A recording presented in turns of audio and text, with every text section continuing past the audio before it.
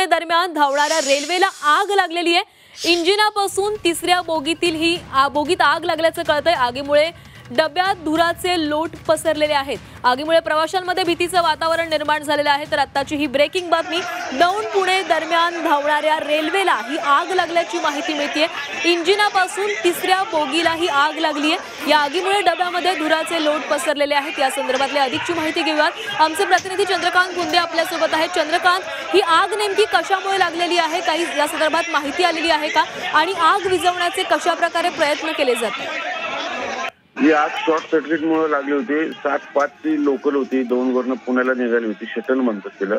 मी toilet आतमध्ये आग लागली आणि तिथे एक नेमका प्रवासी अडकून पडला होता। त्याने आरडाओरडा केला तेव्हा सगळा प्रकार लक्षात आला। मग इतर प्रवाशांनी तो दरवाजा तोडून त्याला रेस्क्यू केलं आणि आग लगेच नंतर तात्काळ विझली। पण या प्रकारामुळे प्रचंड गोंधळ झाला होता दौंड रेल्वेमध्ये, जी पुण्याला निघली होती। पण या निमित्ताने मग रेल्वे फायर ऑडिट होत नाही का, आग कशी लागली, हा सगळे प्रश्न या निमित्तानं उपस्थित झालेले। लोकल शटल आहे आणि कित्येक लोक या दौंड लोकलनी पुण्याला येत असतात नोकरीसाठी। त्या लोकांमध्ये घबराटीचं वातावरण आहे। रेल्वे विभाग या लोकलची सातत्याने पाहणी करत नाही का, हे सगळे प्रश्न आता निर्माण झाले। आता आग जरी विझली असली आणि ट्रेन जी आहे तिच्या नियमित प्रवासाला पुढे पुण्याला निघून आलेली, पण पुढची मोठी दुर्घटना टळली असंच म्हणावं लागेल। चंद्रकांत, या घटनेमुळे आता प्रवाशांचा सुरक्षेचा प्रश्न ऐरणीवर आलेला आहे। कारण या लोकलमधून दर दिवशी अनेक जण प्रवास करत असतात आणि शॉर्ट सर्किटमुळे या ठिकाणी आग लागलेली कळत आहे। सध्या ही ट्रेन आता पुढच्या मार्गावर गेलेली आहे का, किंवा काही इतर अधिक अपडेट समोर आलेत का? नाही, आली पुण्याला ती लोकल ट्रेन, पुण्याला पण आली। दौंडवरनं 7:05 ची घटना आहे। 7:05 वरनं ती दौंडवरनं पुण्याला निघाली होती।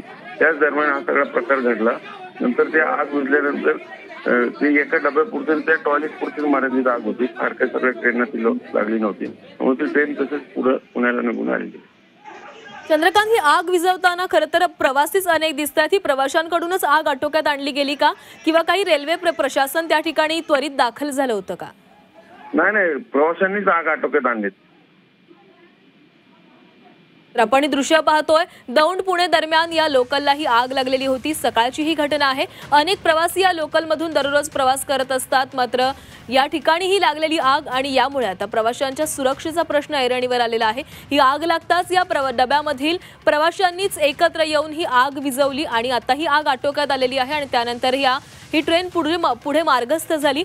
पण ज्या प्रकारे या बोगीमध्ये आग लागली, डब्यामध्ये आग लागली, त्यामुळे प्रवाशांचा सुरक्षेचा प्रश्न खऱ्या अर्थाने ऐरणीवर आलेला होता। कारण दररोज मोठ्या संख्येने प्रवासी या लोकलनं प्रवास करत असतात। तर आज बर्निंग ट्रेनचा हा थरार पाहायला मिळाला। दौंड पुणे दरम्यान ही ट्रेन धावत होती, रेल्वे धावत होती आणि त्या दरम्यान या डब्यामध्ये शॉर्ट सर्किटमुळे ही आग लागली आणि त्यामुळे या डब्यामध्ये सर्वत्र धुराचे लोट पसरलेले होते। प्रवाशांमध्ये भीतीचं वातावरणही निर्माण झालेलं होतं। मात्र प्रसंगावधान राखत प्रवाशांनी त्वरित ही आग विझवलेली आहे। सध्या आपण या महिनाभरामध्ये रेल्वेच्या 2 मोठ्या दुर्घटना पाहिलेल्या होत्या। सुरुवातीला तर मुंब्र्यामध्ये प्रवाशांचा मृत्यू झालेला होता। एकमेकावर आदळून हे प्रवासी खाली पडले, रुळावर पडलेले होते आणि यामध्ये या प्रवाशांचा मृत्यू झालेला होता। आणि त्यानंतर आता पुण्यामधली ही घटना, त्यामुळे रेल्वेचा प्रवास धोकादायक होतोय का असा प्रश्न आता उपस्थित केला जातोय। कारण बरोबर आठवडाभरापूर्वी म्हणजेच गेल्या सोमवारी मुंबई लगतच्या मुंब्र्याजवळ लोकल दुर्घटनेमध्ये 4 जणांचा मृत्यू झालेला होता। 2 लोकलमधील प्रवाशांचा धक्का लागल्यानं हा अपघात झाल्याचं बोललं जातंय आणि या दुर्घटनेचं नेमकं कारण अद्यापही रेल्वेला समजलेलं नाहीये।